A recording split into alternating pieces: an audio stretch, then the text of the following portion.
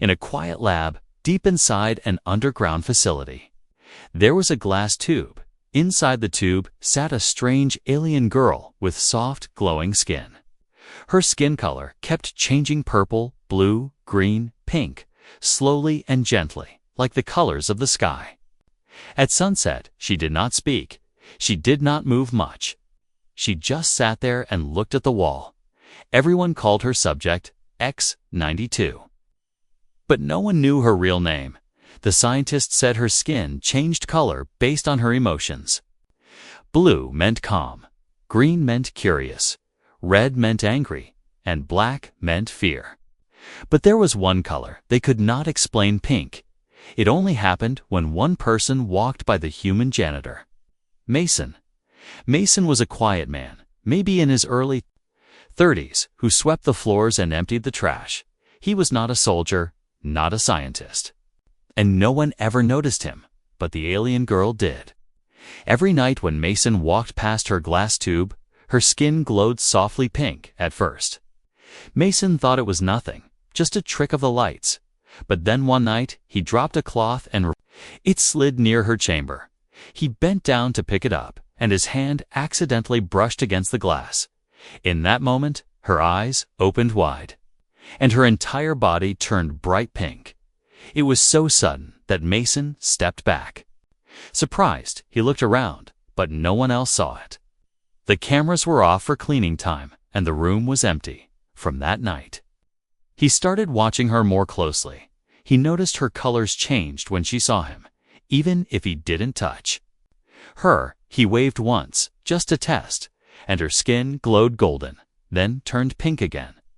Mason didn't know what it meant, but he knew it was important.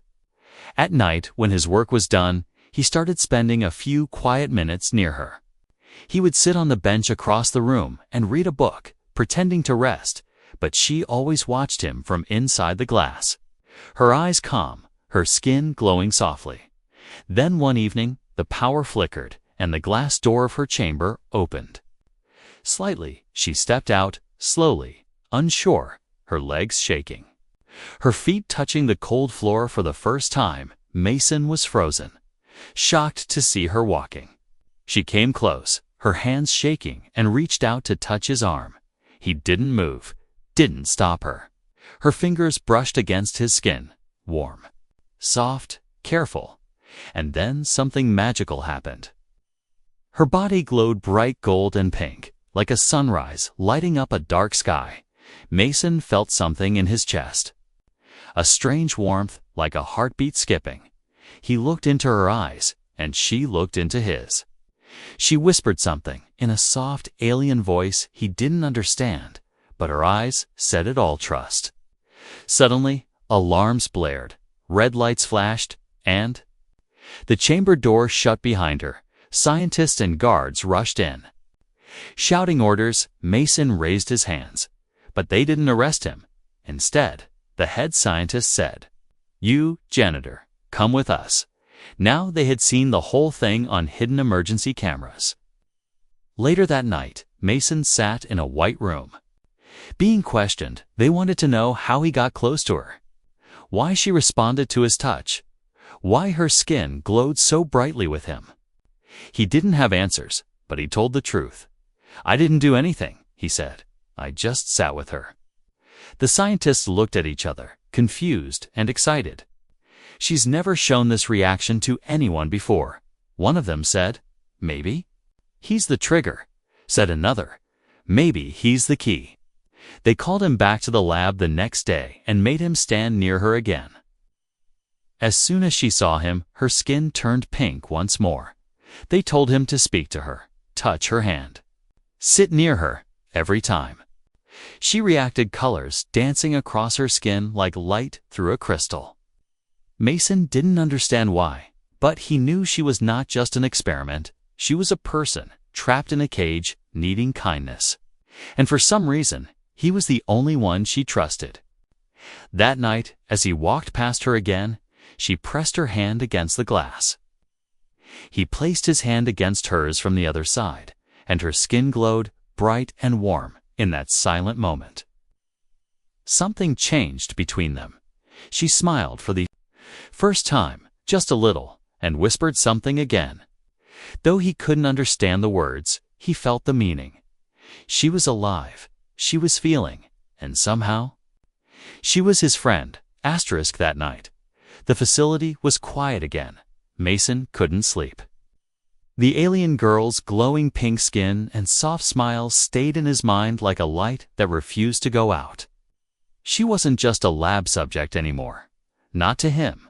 She was something more, someone more. The next evening, after the halls were empty and most staff had left, Mason returned to her chamber. He didn't need a reason. Not anymore. His heart was already pulling him toward her, inside the lab. The girl was sitting on the floor of her glass cell, knees pulled close to her chest. Her skin was dim gray, almost dull like fog before a storm. He stepped closer to the glass, gently tapping on it. "Hey," he whispered, "are you all right?" The girl raised her head slowly. Her eyes met his, and for a moment they both just looked at each other in silence. Then her skin shifted just a little, turning pale blue. She stood up, walked forward, and pressed her hand against the glass. Mason looked around, then unlocked the panel on the side. The scientists had told him he could interact with her now for research. But to him, it wasn't about research. It was about her. The glass door hissed open, and she stepped out. She was small, thin, fragile like glass, but when she stood in front of him, her presence filled the room. Mason reached out carefully, not wanting to scare her. She looked at his hand for a long moment, then slowly reached back. Their hands touched, and again. Her skin shimmered, this time a rich, golden pink. She closed her eyes, as if feeling warmth. For the first time, and then, something new happened. She wrapped her fingers around his. Not just a touch, but a hold. Her body trembled slightly. But her colors remained steady, warm and bright. Mason whispered, "What's your name?" She tilted her head, confused, then, with a soft voice that cracked like a first word after silence, she said, Liara. Mason blinked, surprised. You can speak?" he asked. She nodded, slowly. "Only when I feel safe," she said. Her words heavy with effort. Her voice was soft, musical, and strangely beautiful. Mason felt his chest tighten. He had known she was different, but now she felt real. A name, a voice, a soul. He gently led her to sit beside him on the bench near the wall.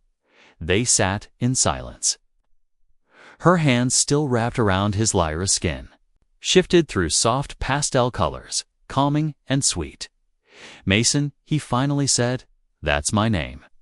She smiled lightly. "Mason," she repeated, testing the sound. It was the first time someone had said his name like it mattered. Suddenly, a loud buzz echoed through the room. The lab security timer. Mason stood quickly. "They'll come soon," he said. Liara stepped back, her skin turning light gray again. Fear. He gently placed a hand on her shoulder. "Don't worry, I'll come again." She looked into his eyes, then placed her hand on his chest. Her skin turned pink, then gold. "Mason," she whispered, "don't leave me alone." He didn't want to leave, but he had no choice. Guards would ask questions if he stayed longer. He guided her back inside the glass chamber, and she obeyed silently as the door closed between them. Her hand pressed against the glass once more. Mason mirrored it, feeling the warmth even through the barrier. That night, he walked back to his quarters with his heart full and confused. He wasn't supposed to care. He was just a janitor, and she was just a subject. But now he knew her name, Liara, and she had asked him not to leave her alone. Meanwhile, the scientists watched everything through hidden monitors. They had seen her say his name. They had seen the color changes, the touch, the reaction in the control room. One researcher whispered, "She's bonding." Another said, "She trusts only him." The lead scientist tapped his fingers, deep in thought. "If she continues to react this way," he said, "we can't risk losing this connection. Keep him close, he added. Whatever happens. Mason must stay near her, back in her glass room. Liara curled up, her skin softly glowing rose and gold. She whispered his name again, barely audible. Mason? Her color stayed bright all night, and for the first time since arriving at the lab, she slept without fear.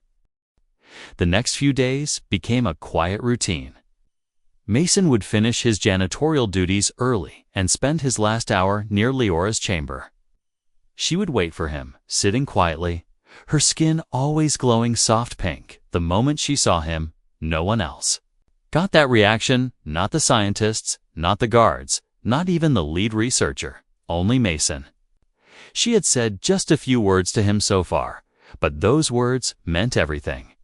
Her skin kept revealing more than her lips could speak. One evening, as he entered the observation room, he found Liara pacing inside her chamber. Her skin was flickering between yellow and deep blue, worried and anxious. Mason, she said softly, pressing her hand to the glass. Something is wrong. He stepped closer. What is it? She hesitated, her eyes shifting to the side where a ceiling camera blinked red. She didn't say anything, but her skin turned black. Fear. Mason frowned and looked around the lab. Everything seemed normal, lights working. No guards, no alarms, but Leora's color didn't lie. She stepped back, her shoulders trembling. Then her color slowly faded to white. It was the first time Mason had seen that color on her skin, a cold, empty white like snow under a dying sky. What does that mean? He whispered, more to himself than her. She sat down slowly, pulled her knees to her chest, and closed her eyes. No words, no sounds. Just that heartbreaking white. That night, Mason couldn't sleep. The image of her in that emotionless color haunted him. He returned to the lab early the next morning. Before even the researchers arrived, he checked the central logs. His security access was low, but not useless. He found a note in her file transfer pending. They were planning to move Liara to another base, somewhere deeper, colder, more hidden, where she would be studied more aggressively. No human contact, no Mason, no kindness. Mason's hands shook as he read the notes. He knew she wouldn't survive. That kind of isolation again. She had barely begun to smile, to speak, to feel safe. And now they wanted to take it all away. Later that evening, Mason entered her chamber during his allowed time. She looked at him with eyes full of sadness and defeat. Her skin remained white, not reacting even to his touch. I know, he whispered. I saw the file. Liara nodded slowly, tears welling in her eyes. But why? He asked. You've done nothing wrong. She placed her hand over his, her voice trembling. Because I feel, Mason, she said, and feelings make them afraid. Her words cut through him like glass. Mason wanted to scream, but he kept. Come, he needed a plan. You won't go, he whispered firmly. I'll find a way to stop this. Her eyes widened, her skin flickered a dim orange hope. But it faded quickly. No one stops them, she replied. Not even you. He reached into his pocket and pulled out a small crystal chip. Not alone, he said. But I found something. It was a copy of the facility schedule, power, controls, and transport logs. He had stolen it from a control console while pretending to mop the floor. Liara looked at the chip, then at Mason. Her skin turned a gentle pink again, soft like the petals of a flower opening in sunlight. Her body may have shown doubt, but her eyes begged for freedom that night. As Mason walked back to his room, the facility's head scientist met him in the hallway. Care to join me for a drink in the security lounge? The man asked casually. Mason forced a smile. Sure, inside. The head scientist poured 2 glasses of some off-world liquor. I've been watching you, he said, and her. Mason froze, the glass shaking in his hand. Sir, I know. Need to lie, the man interrupted. She responds to you, and only you. She speaks, she emotes, She glows around you like you're her personal sun." Mason said nothing. The scientist leaned in. "And that makes you valuable. We're moving her to Sector Thatton 9, he continued. "But you'll go with her." Mason blinked. "What?" "You'll be assigned as her personal handler," he explained. "Closer access, more time, and complete control over her environment." Mason didn't trust the offer. He knew it meant they wanted to control him, not just her, but he nodded. Anyway, pretending to accept it, inside he made a decision he would not let them take her. Not like that. Not as a caged subject. He would break the rules, risk his life, then do what no one else would. He would free Liara, even if it meant becoming a traitor to the system. Back in her chamber, Liara sat quietly, her skin glowing a faint lilac, somewhere between hope and sadness. She didn't know yet what Mason planned. But she knew one thing for sure. When he looked at her, she didn't feel like a test subject. She felt alive, and soon. She would be more than that. She would be free. Mason stood in front of the mirror in his small quarters. His hands gripped the edges of the sink as cold water ran down his face. His thoughts were spinning. They wanted him to become her handler. But not out of trust. They only wanted to use him because Liara reacted to him, because she trusted him, because she loved him in a way they didn't understand. And he was done playing by their rules. That night, he opened the floorboard under his bed, revealing a small case. Inside were stolen access cards, copied ID chips, and one dangerous item, a portable power disruptor. He had been collecting them quietly, waiting for the right moment. Now the moment had come. Liara's transfer was scheduled for the next cycle. Just 2 days away, they would put her in a sealed transport pod. No windows, no air, and no touch. He couldn't let that happen. Not to her. Back in the lab, Liara sat in silence, her skin glowing white and blue, like frozen water. She had barely smiled since hearing about the transfer, but when Mason walked in that night, her colors changed to soft pink. She stood up slowly and placed her hand on the glass. He entered the chamber and walked to her without speaking. They stood there, forehead to forehead, eyes closing gently. "I'm getting you out," he whispered. "I swear." She opened, her eyes, skin flickering with doubt. "No one escapes this place," she said. "I'm not, no one." He replied, "I'm human." She gave the tiniest laugh, her skin turning a rosy gold.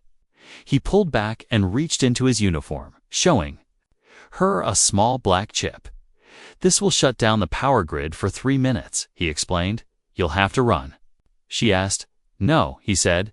"We will." Liara looked at him with wide eyes, glowing pink once again. "But your life means nothing without you," he interrupted. Voice calm, she took his hand and squeezed it softly. Her skin warmed with a deep orange light, one he hadn't seen before, a new emotion bravery. The next day, Mason worked like normal. He mopped floors, emptied bins, and smiled at guards like nothing was wrong. But in his mind, he was counting steps, hallways, and timing every door. He mapped the fastest route from Liara's chamber to the old emergency tunnel. Few people knew it still existed, hadn't been used in years. Mason checked the cameras, marked blind spots, and dropped tiny reflectors to bounce the scanner lights. Everything had to be perfect the night before the escape. He visited her one last time inside the chamber. She sat, waiting for him, her skin glowing purple and green nervous excitement. "You're sure?" she asked, voice barely a whisper. "I've never been more sure," Mason replied. He knelt in front of her and held her hands. "You're not a prisoner, Liara," he said. "You're someone who deserves to walk free, laugh, breathe fresh air, and feel the sun." Tears welled in her alien eyes. "No one has ever said that to me," she whispered. He leaned closer and whispered, "Then I'll be the first of many." That night, the stars above the base were hidden by dark clouds. It was the perfect cover. Mason waited until the guards changed shifts, then slid the power disruptor into the control panel. The lights blinked, then died. The entire lab went dark, alarms silent, doors frozen.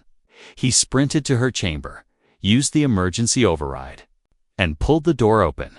"Now, Liara, go," he shouted. She stepped out, her legs shaking at first, but gaining strength. Her skin glowed red from fear, then turned gold the moment she grabbed Mason's hand. They ran down the hallway, their footsteps silent against the metal floor. Behind them, backup power began to hum, lights flickering back to life. Mason pushed open the hidden door behind the supply room, an old rusted panel that led to the tunnel. Liara slipped inside first, Mason behind her, pulling the panel closed. Just as sirens roared across the building, inside the tunnel, it was dark and wet, full of old pipes and dusty air. But it was freedom. They crawled and walked for nearly 30 minutes until they saw light. A broken grate at the end opened to a rocky canyon outside the base. The cold night air hit their faces, and Liara gasped. It was her first breath of outside. Her skin turned brilliant pink, glowing like sunrise on a frozen lake. Mason reached out and brushed her cheek. "You're free now," he said softly. She looked up at the stars and whispered, "It's beautiful." He nodded. "So are you." They didn't know what tomorrow would bring. They had no ship, no plan beyond this escape. But in that moment, Liara wasn't a subject anymore. She was alive. And beside her stood the human who had broken every rule just to set her free. The cold air bit at their skin as Mason and Liara stepped into the outside world. Above them, the sky was not black but deep crimson, glowing with swirling clouds from the planet's strange atmosphere. It felt like walking into a dream. But the danger was very real. Behind them, alarms still echoed through the canyon rocks. Spotlights from the facility swept across the ground. Looking for them, Mason held Liara's hand tightly. Guiding her down the steep slope of the canyon wall, she struggled with each step. Her legs still weak from months of captivity, her skin changed fast red, yellow, white, blue, all mixing like storm clouds over her body. Her emotions were out of control. "I can't run, Mason," she gasped, falling to her knees. "You don't have to," he said, kneeling beside her. "We just need to hide." He scanned the rocks and spotted a narrow crevice between two tall stone pillars. Carefully, he helped Liara into the tight space where they were shielded from view.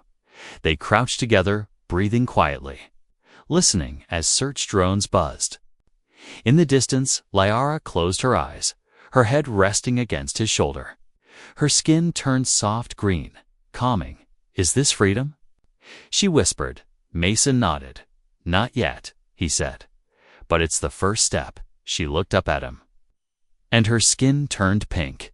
"I'd never have taken that step without you," she said. He smiled gently.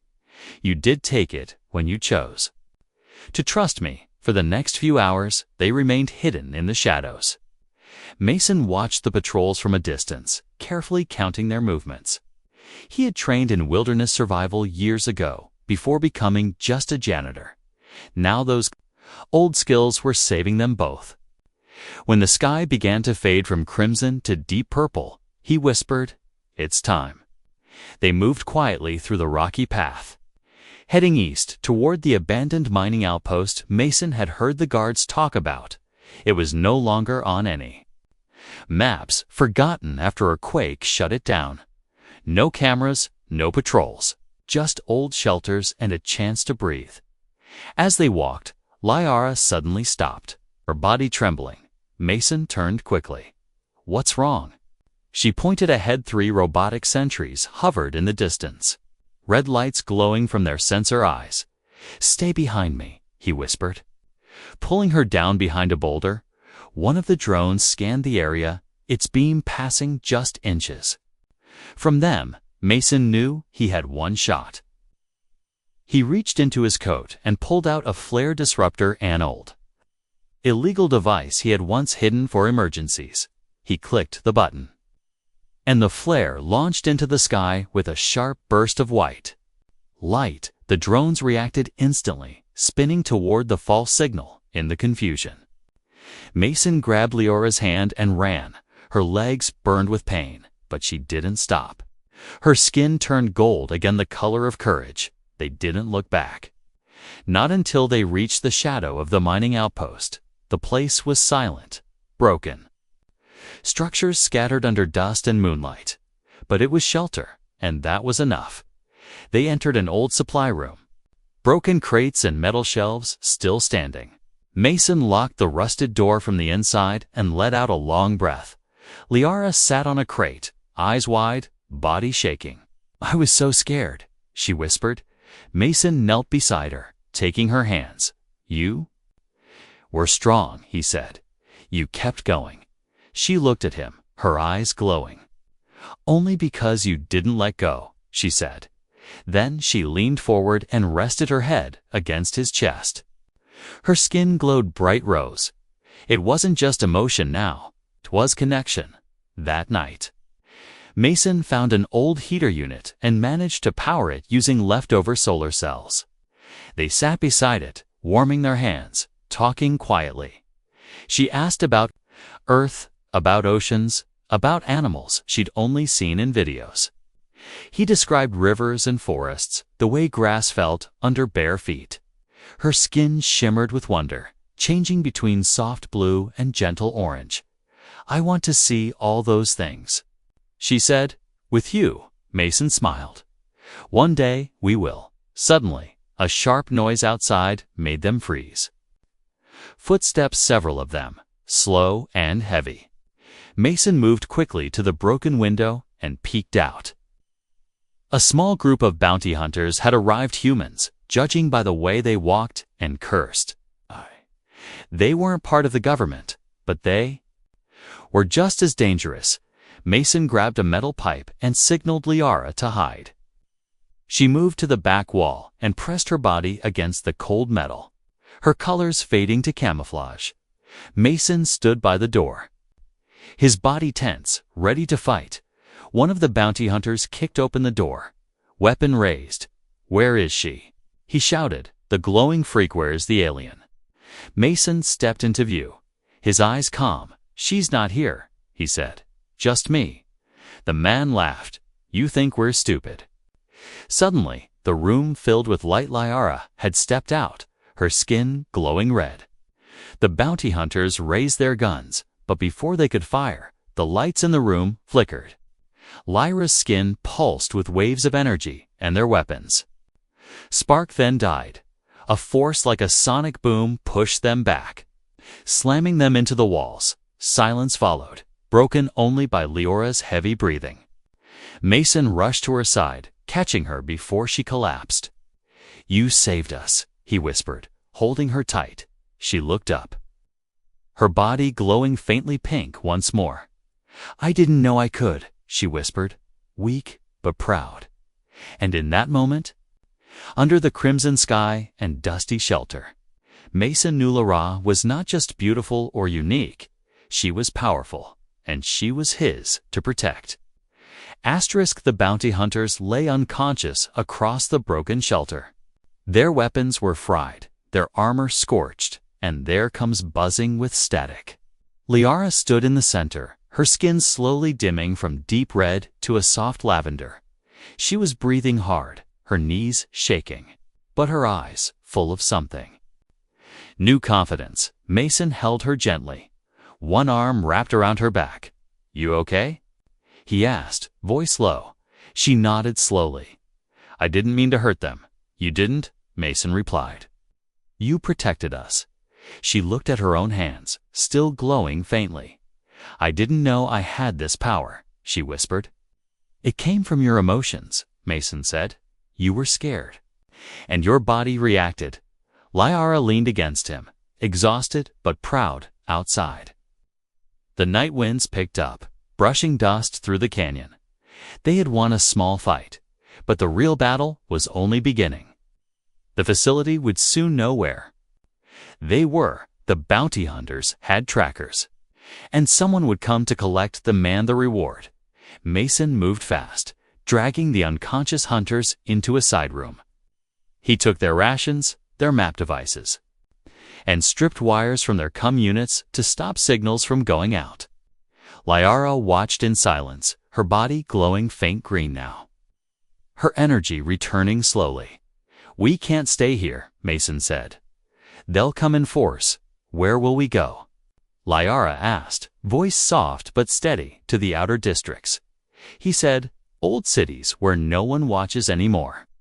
He unrolled a map taken from the bounty leader. There, he pointed. An old Earth colony outpost, abandoned for decades. She stepped closer, skin glowing pink again. "Then let's go." They left at dawn, walking through narrow cliffs and dusty paths. Every sound made them turn their heads. Every shadow felt like a threat. But they kept going. Hand in hand, Mason told her stories about Earth, about his childhood, about sunsets and laughter. Liara listened, smiling, her skin glowing softly with "Every word you speak of your home like it's a dream," she said. "It is," Mason replied. "But maybe we can build a new one, together." As they walked, news of them began to spread across the systems. The escape of the glowing alien girl, the traitor human, the broken facility. Photos were posted on every bounty net wanted posters, showing Mason's face beside a soft pink version of Liara. Some people were afraid, others angry, but many were curious. A few even whispered, "Maybe she's not a weapon. Maybe she's something else." But the government didn't want questions. They sent more bounty units, now armed with better gear and orders to shoot if needed. And behind all that, the facility's top officials gathered in a cold meeting room. "She's bonding emotionally," one said. "Her energy readings are unstable, but powerful." "Then separate her." Another snapped. "Remove the human, but he's the trigger." The lead scientist added, "Without him, she may shut down or worse." A silence followed, heavy and sharp. "Find them," the commander finally said. Dead or alive, far from those rooms. Mason and Liara reached the edge of the ruined outpost. Old buildings stood broken under silver skies, vines crawling through metal and stone. But there was quiet, and quiet meant safety. They entered a collapsed shelter and began fixing the inside. Mason using old panels and tools from his stolen gear. He made a working heat lamp, water filter, and even found a radio. Liara smiled as she cleaned the floor with her hands glowing soft yellow. She had never cleaned anything before, not because she didn't want to, but because she'd never been free to choose. For the first time, she felt useful, alive, and part of something. Later that night, Mason stitched a blanket from old fabric. Liara sat beside him, wrapped in silence, her head on his shoulder. "Mason," she said, "I'm not scared anymore." He looked at her. "Why not?" "Because now," she said, eyes glowing, "I believe I'm not alone." He placed his hand on her cheek, and she closed her eyes, her skin turning golden. A warmth passed between them, not from her light, but from her heart. Outside, under the quiet stars, they sat in peace. But peace never lasted. The next morning, a sharp sound echoed from the hills. A drone scout hovered above the trees, blinking red. They both froze. "It found us," Mason said. Grabbing his pack, "We have to move." Liara turned to him, fear flickering through her colors. "No," she said suddenly. "Let me try something." She stepped out into the clearing, hands open, eyes calm. Her skin shifted from pink to white, then gold, then blue, like waves of emotion dancing in silence. The drone paused, its red light flickering. Confused, she lifted her hands and closed her eyes. A pulse of light burst from her body, not violent like before, but soft, controlled. Intelligent, the drone's red light turned yellow, then green, then went dark. It floated gently to the ground, powered down completely. Mason stared in awe. "You controlled it," he said. "How?" Liara turned to him, smiling softly. "I didn't use fear," she whispered. "I used love, in that moment." Mason realized Liara was evolving, learning to control her gifts, not with pain or anger. But through the connection they shared, they were hunted by the world. Yes, but what they had now was stronger than any weapon. The world was changing across the galaxy. News spread like wildfire. An alien girl once locked in a lab had escaped. And the man who helped her wasn't a soldier, a spy, or a scientist. He was just a janitor. A human who chose kindness when no one else did. Mason and Liara stayed hidden in the ruins of the outpost each day. She practiced her control, learning how to shift her energy, how to feel without letting it explode. Her emotions were no longer wild storms. They became flowing rivers, clear, beautiful, and powerful. With Mason beside her, she smiled more. She laughed, cooked simple food with him, and built a shelter that began to feel like home. One night, Mason lit a fire in the middle of the room. Liara sat across from him, her skin glowing pink and gold as always when he was near. "Mason," she whispered, "if they come again, promise me something." He looked at her. "Anything. Don't leave me behind," she said, eyes trembling. He reached forward, taking her hand gently. "I would rather die than leave you," he said, voice steady. Her skin glowed white gold, a color he hadn't seen before. She leaned in close, resting her head on his chest, and they sat there, heart to heart, under a silent sky. But peace doesn't last long when you're being hunted. The next morning, a military transport ship arrived above the outpost. Its engines shook the trees, and soldiers dropped down like shadows. They came with orders: capture the alien girl alive. Neutralize the human if necessary. Liara could feel them before they even reached the door. Her skin turned red, then black fear again. "They found us," she whispered, her voice shaking. Mason grabbed their few supplies. "We run," he said, but Liara stopped him, her hand on his chest. "No more running," she said firmly. "They'll never stop." He looked at her, confused. She stepped outside into the open, her skin glowing gold. The soldiers froze when they saw her. She wasn't just glowing, she was radiating. Her body shimmered like liquid sunlight. Her eyes steady. "I'm not your weapon," she said loudly, her voice strong. "I'm not your lab sample." Behind her, Mason stood tall. "If you take her, you'll have to go through me," he said. Raising a metal bar in his hand, the lead soldier stepped forward, raising his gun butt, then paused. Lyra's glow changed soft blue, like calm waves, suddenly. The soldier's comes buzzed with a new message. "Hold fire," a voice ordered. New orders from Central Command. Everyone stopped. Stunned, the commander lowered his gun. "What's happening?" Mason whispered. Above them, a massive screen unfolded from the ship's hull.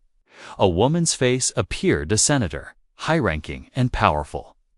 She had seen the leaked footage. Lara protecting a child, healing a wound, speaking with love, not violence. "I've seen enough," the senator said. "This being is not a threat. She is proof that humanity can connect with others, not with weapons." But with kindness, Mason and Liara stood side by side as the soldiers began to back away. The senator's voice continued. "Effective immediately, Subject X-92 is granted protection as a sentient life form. She will no longer be hunted, studied, or caged." Lyra's skin turned a brilliant pink. Like the first bloom of spring, tears fell from her eyes, not from pain, but from joy. The soldiers left quietly, the transport lifting into the sky. Mason stood in shock. Unable to speak, she turned to him, smiling through her tears. "We're free," she whispered. He took her hands, really free, over the next few weeks. Liara and Mason were brought to a neutral colony, not a lab. Not a prison, just a peaceful community built by humans and aliens who believed in living together. Liara became a symbol of change, not because of her powers, but because of her heart. Children would sit around her, watching her skin change colors as she told stories. And Mason he never left her side. They built a new home there, small but full of warmth. One evening, Mason sat on the porch watching the sunset. Liara walked over, her skin glowing soft rose. "Do you ever miss Earth?" she asked. He smiled. Sometimes she sat beside him and took his hand. "But I don't miss it enough to go back," he added. She leaned on his shoulder, her skin glowing lavender and gold. "What does that color mean?" he asked, curious. She giggled. "It means forever." He looked at her and smiled. "Then I guess I'll be glowing too." She placed his hand on her chest, and the glow spread gently onto his skin, just a trace. But it was there, a connection deeper than any science could explain. Not fear, not control, not power, just love. And as the stars rose above them, the human and the alien girl sat together, their hands locked, hearts steady, and their future glowing in the color of forever.